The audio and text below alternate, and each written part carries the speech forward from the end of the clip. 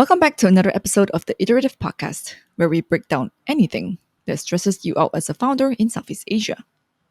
Now, this episode is a special one because we got Yolanda Lee to return to the podcast and talk to us about what it means for female leaders to find their confidence. Yolanda Lee is the founder and CEO of Uncommon, Asia's first private leadership network for the next generation of female leaders. Prior to this, she led the international consumer partnerships team across Asia Pacific and the Middle East at Deliveroo, building its corporate solutions offering as the hit for business. She also worked in Africa as the regional partnerships manager for Uber, as well as the regional managing director at HelloFood under Rocket Internet. For the women founders out there, you're going to love this episode. We talk about the challenges women founders face, what you can do about them, and how to find your confidence in the workplace. All right, let's jump into the conversation. This is Yolanda Lee. Welcome back to the show, Yolanda. How are you? I'm good, thanks. It's great to be back. Yeah, I think the first time you were on the Iterative podcast, Sue Ken interviewed you. I was listening to it, obviously. You were talking about your journey to building Uncommon. You also did a bunch of cool stuff. I think you reached out to Major Lazer to do a show. This is back in Canada, if I'm not mistaken. Yeah, in the early 2000s. Yeah. Okay. So for our listeners out there, if you guys want to know more about Yolanda's journey, please check out that podcast. I would highly recommend it because I think, Yolanda, you worked at how many continents? I've worked in every continent except South America. There we go. So for listeners out there, if you guys want to know more about her journey, please check out the previous podcast with Sue Ken. Today, Yolanda, I'm very excited for this conversation because we're talking about finding confidence, especially for women in the leadership team. Before we get to the topic, I thought it would be interesting to first go through a prompt that we both have to share, just as like a starter icebreaker kind of thing. And because you are a guest, you get to go first. Great. The prompt is, tell me you're confident without telling me you're confident.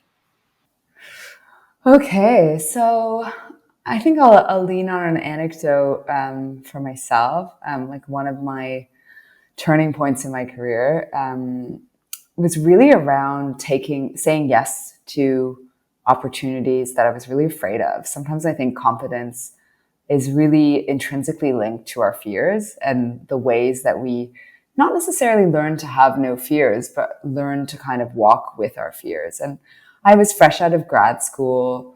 I had, two paths before me. One where I could kind of go down much more traditional, like working in management consulting, or the other, which was to go and build e-commerce businesses in sub-Saharan Africa. And I chose the latter, and it was incredibly hard in the beginning. I had never been to these countries. I'd never been to Ghana, I'd never been to Nigeria. I had barely led a team, and certainly not at a fast-growing company. And I would call my parents crying every weekend, like really just absolutely terrified. But I think looking back, just that willingness to persevere and to kind of be okay with being afraid and be okay with not knowing things, with getting things wrong, that for me really solidified a sense of confidence in myself to figure stuff out when things aren't always clear or I don't have the answers.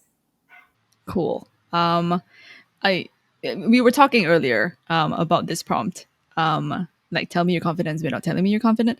And it's so interesting because for me, and I think both of us, we took some time to figure out like, okay, what's the story? Because I think so many women go through it. Just like, how do you find that balance between like what is confident? How do I appear confident without being boastful? How do I just the other side of it, which is how do I, and is what I'm feeling even confidence in the first place? For me, and again, as I was going through the prompt, I was like, I'm not sure. I don't know if I have a story, but I think the one that comes up is I did part-time when I was doing my degree, and then I was offered a full-time job in the same place. And then I went on to, I very quickly, I was promoted to be lead. And I remembered not wanting to take the job because I was fresh out of fresh out of college. I didn't think that I was ready. And then I remember wanting to leave and just take like another job that's not a lead position because I was like, what am I doing? I don't know what I'm doing. But then thankfully, I had a very nice manager who is also a woman, and she talked me out of it. When she like solidified, like, hey, not all of us know what we're doing, that gave me that. Ironically, that gave me a confidence boost. And then from then on, I'm like, okay, I got this. And then I continued the job. Yeah, that makes so much sense. And that's something we see a lot at Uncommon. I think we compare how we feel on the inside with how other people look on the outside. And sometimes just having that shared experience helps to normalize the way that you're feeling and build a lot of confidence as well. On the topic of Uncommon, because you guys have run 7 cohorts, if I'm not mistaken, and the community is now filled with 200 plus incredible women. And I'm sure the stories that I've shared and the stories that you shared are a lot of women go through it. What, based on your experience, what are some of the biggest challenges you've heard repeatedly from your cohorts? Yeah.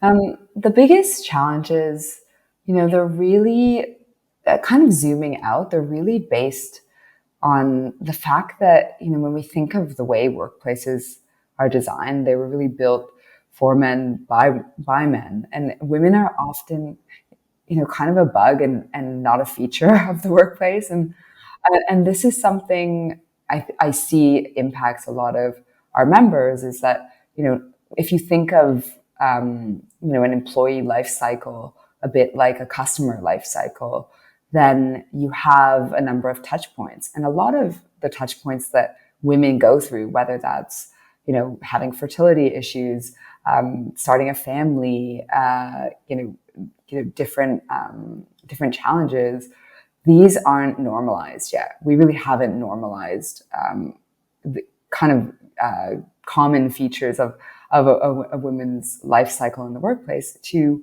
be a part of the workplace. And so because of that, a lot of challenges arise. Like, looking on a more granular level, the really common one we see is, women wanting to lead in their own way. And we've kind of evolved past, say, my mother's generation, where it was really just about, okay, let's copy paste how to get ahead as a woman. You just need to be like the guys. And what we're seeing right now is an emergence of not just a transformation of the number of women in the workplace, but also a transformation in the style of leadership and the kinds of behaviors in the workplace. And so I think it's women trying to navigate that, to stay true to themselves, but also get ahead in often very male-dominated industries. That's interesting because as you're talking about some of the stuff that women go through, especially women in leadership positions, and I think as women founders, there's an added layer of complexity. In For Uncommon, are there any women founders in your cohorts? Yeah, so we have about 20% female founders, and actually one of the most in our last cohort is about 20%. So, one of the kind of most common career objectives we have, even for our women in corporate roles, is that they want to start a business. They want to move into entrepreneurship. So, we do have a lot of women at Uncommon, and there are definitely kind of inherent challenges there. I think entrepreneurship can be an incredibly lonely journey. You're often navigating so much alone, and so many new things alone. So I think having that supportive community, we've definitely seen been a value add, for female founders as well. Yeah. Yolanda, most of our listeners are founders, and I'm wondering, how do you think they should navigate through this entire process because there are so many elements that come with it, right? Like surrounding yourself with the right people. What are the right kind of people? Founders have to take the leap. They have to quit their full-time jobs. They have to almost lose that stability. And there's a certain level of confidence needed there. How do you think founders or future founders, if they're thinking about starting a business, how do you think they should navigate through the process? Yeah. That's a really, I mean, it's definitely a question that weighed on me for such a long time. And I really just kudos to any founder or any future founder who's thinking about this, because it does require so much confidence. The first step I would say is really understanding your needs. For me, I needed to feel a level of financial security that would make me feel comfortable with this being the right move at the stage of life that I was in. So that's the first one, like being really honest with yourself. Like, do you want to have like money saved up? Do you understanding that? Because it is a risk. But that being said, de-risking, there's a lot of ways you can de-risk that jump. I think of quitting your job and starting a startup a bit like an iceberg, where people only see the tip and they see, oh, you quit your job. But actually there's so much that goes into it. How are you de-risking that decision? For me, with Uncommon, I ran Uncommon as a dinner series for women alongside my last role for almost like 2 years before we launched. And that gave me a lot of intel and a lot of confidence and validation in the idea initially. And then lastly, once you've de-risked, you understood your needs, you've de-risked the decision by testing and learning, and then realizing that you don't have to do it alone.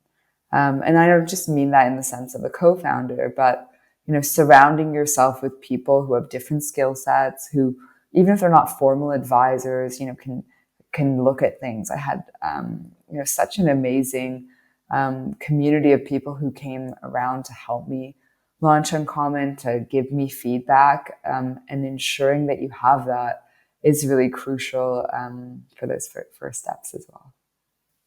On the topic of founders, and this, I know you have an interesting take on imposter syndrome. So I'm curious I want our listeners to have a listen. I think when we talk about founders, the topic of imposter syndrome keeps coming up, right? Because you are essentially, the weight of your entire company is on you. And I wrote this article called "What's the most surprising thing about being a founder?" And most of them, some women have answered being an imposter, right? Feeling like they're not the right people to lead the company. What's your take on imposter syndrome and being a founder in general? Yeah, imposter syndrome. I think, I look at it in kind of a broader context of fear, first and foremost. I think whenever we are expanding the boundaries of our comfort zone, so doing new things, founding a company, being a kind of an extreme case of that, but there's going to be fear that arises, and I think it's normal. And I think coming back to this point around, comparing ourselves to how other people look on the outside, comparing how we feel on the inside to how others look on the outside, that also drives that sense of imposter syndrome. Imposter syndrome is a term that's really definitely thrown around so much in women in leadership, women in the workplace. I kind of take a different approach to it, and essentially seeing that, especially when you're from an underrepresented group, imposter syndrome is an effect, not a cause. It's a symptom.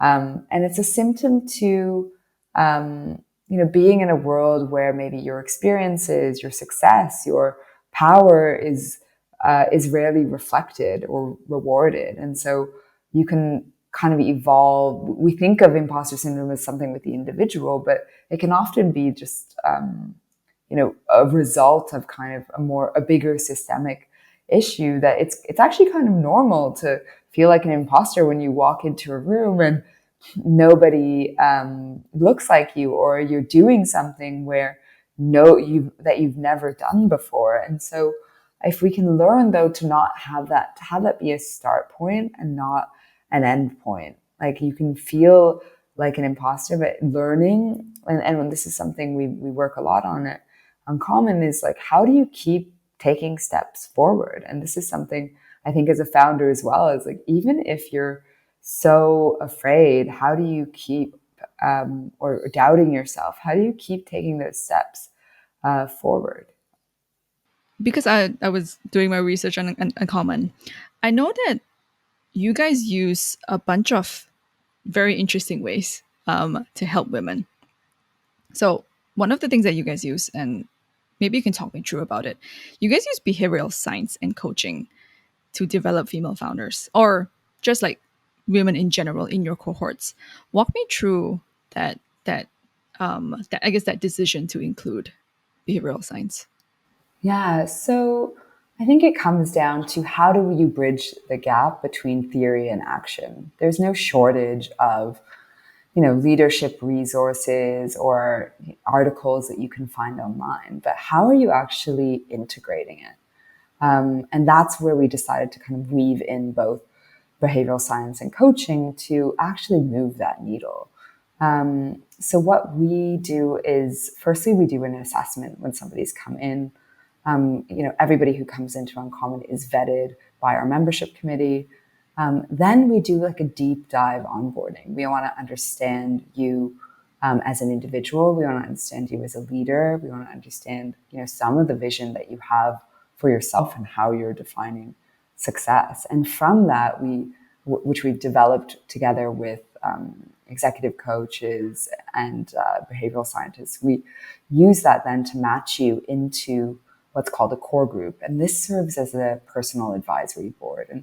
And sometimes, we think of having a network as really important in our careers, but it's not always about knowing a lot of people. It's actually about having a solid inner circle that you can turn to, that you can be really honest with, that can then prompt you to make those changes, keep you accountable, and help move you forward to your version of success. So that's what we really see in these core groups, is that we bring really diverse people together. And with the content that we've developed, with the ways that we've trained our coaches, we're actually able to kind of move people along on their own development journeys. Mm-hmm. Oh, that's so interesting. But I guess I'm curious because obviously some of these challenges, like things like finding your confidence, mastering difficult conversations, these are things that you can't solve in a day, even a week, right? And I'm sure you know as well, female leaders had to learn almost a different way of working, right? Like I think I was listening to some of your interviews. You had to learn code switching, and you receive backhanded compliments, right? Getting less pay than your male peers. How do you guys guide women through some of these challenges? This is where I think, firstly, the power of having really strong collective wisdom comes through. So we've done events in the community where, it's, how do you handle microaggressions and stuff like this. So there is this idea of like not having to learn alone and kind of writing the playbook together. And I think that's what's really powerful about a relevant community there. So that has been, a key aspect. Then we also look, when you think of longevity, I think you're absolutely right. I think you're not going to solve confidence issues in like a 4-week or 1 hour, session. But I think that's why we've taken this long-term view with Uncommon. Our membership is annual. People renew every year because development doesn't really stop. And that's definitely something we have seen, is that, changes take time, and it requires sometimes getting out of your own way as a leader sometimes, and looking at the pieces of yourself that, for a variety of reasons, are holding you back. And that's why having a really safe space and having someone who's really trained to help uncover these these pieces of yourselves helps you let down your guard and ultimately grow in the long run, and not necessarily from a 1 hour workshop. Yeah. But what have you learned from running these cohorts and meeting these women and just like hearing their stories? I'm just curious to know, what have you learned so far? What have I learned? That's a great question. So much, so much. I think out of any role I've ever had, I've learned the most being at Uncommon. I have definitely, we launched in the middle of the pandemic. I learned so much about the resilience of women and the ways in which they took on so much and endured so much during the pandemic. A lot of our members have families and we're dealing with home-based learnings or not able to travel home or see their extended family. And I think having a solid community is often a really overlooked part of mental well-being, and having a place that's kind of between the home and work where you can really be honest and use that as a sounding board. I saw how valuable that was. And that was when we were running the pilot. But it was honestly that pandemic moment that really gave me the confidence to really roll out Uncommon, to build it into a venture-backed company, because I saw that appetite and I saw that need.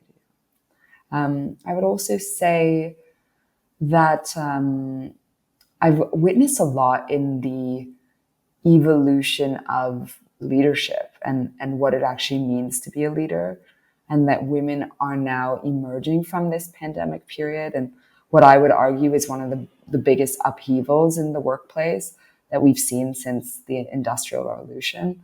And they're emerging really with a different style of leadership and more confidence in being their own kind of leader. I think it used to be that you couldn't be really empathetic or compassionate, or you'd be seen as too weak as a leader. And we're actually seeing, a lot of data that these are actually the skill sets that can enable a team to thrive. And so we're seeing a lot more women. I've learned from a lot of women who are embracing, different styles of leadership as well. Yeah. I wonder if you think that there are things that women should unlearn, right? For example, I think one thing that I could think of right now is that there's this myth of assertiveness is aggressiveness, right? So many women don't speak up, including me, when I was younger, at least. And I still do it. I still struggle to speak up sometimes, and I would rather just.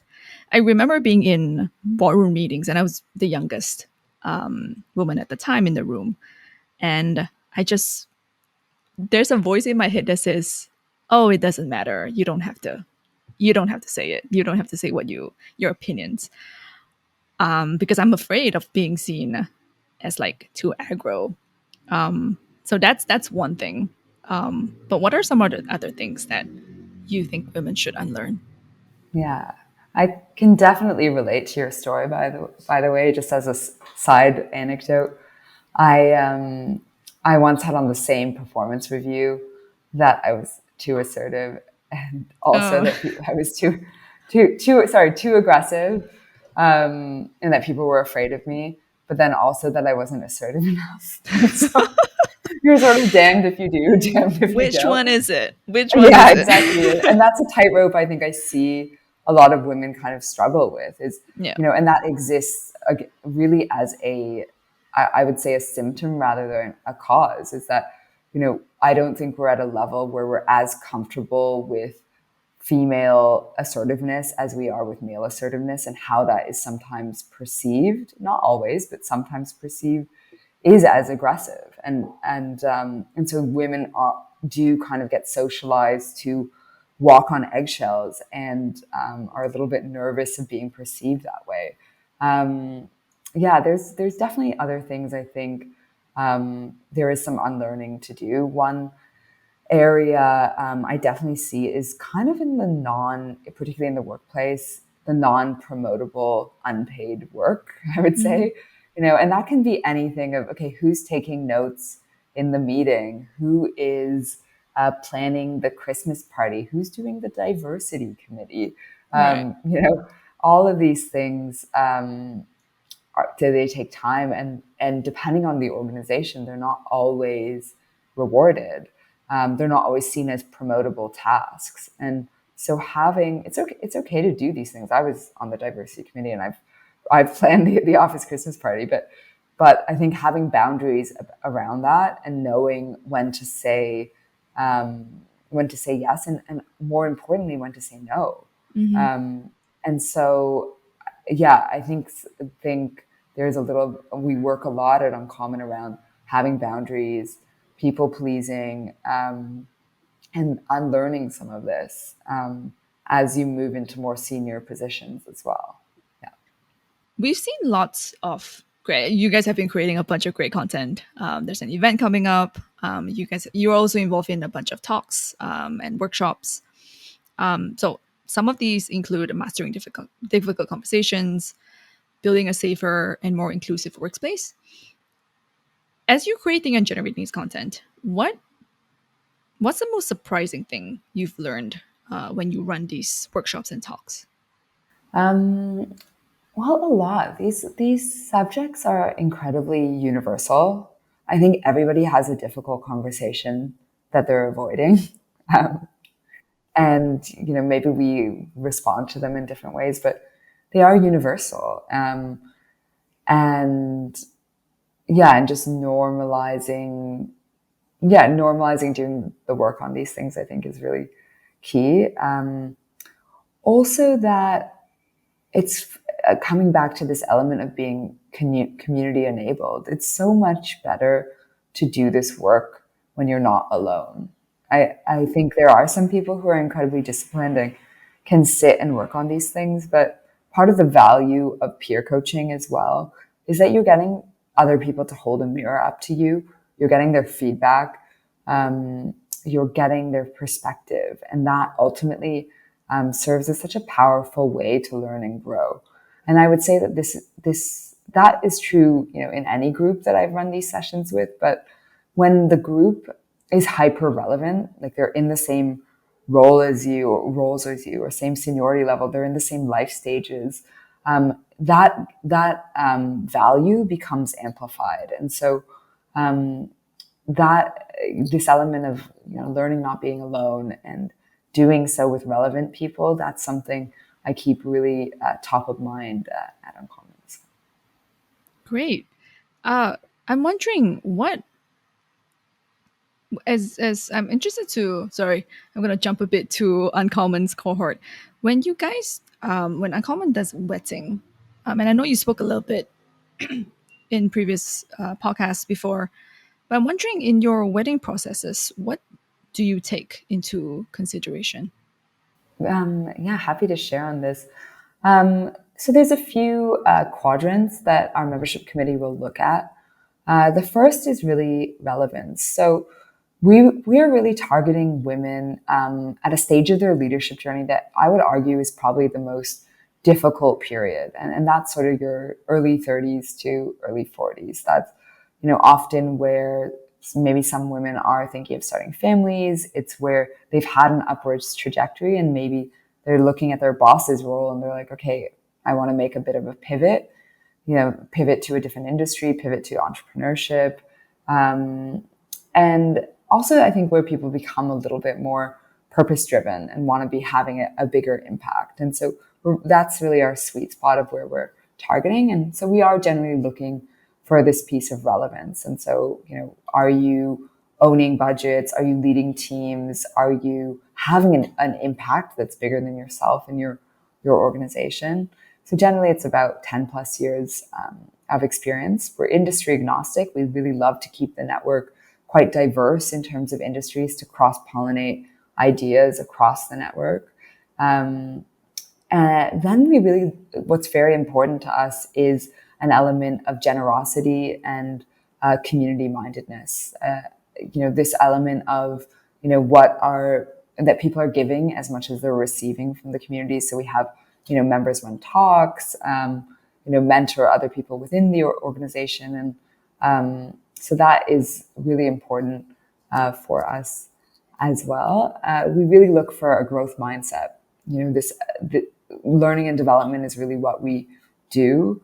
But we're looking for people who come into Uncommon with that level of awareness and that desire to kind of move themselves forward on their path. And then we look for what's called an uncommon spark. So whether that's a passion, a hidden passion, something, to give you an example, we have a member who's a CTO at a startup, but she's secretly really passionate about acting and has been taking acting lessons on the side. She's been doing it for 10 years.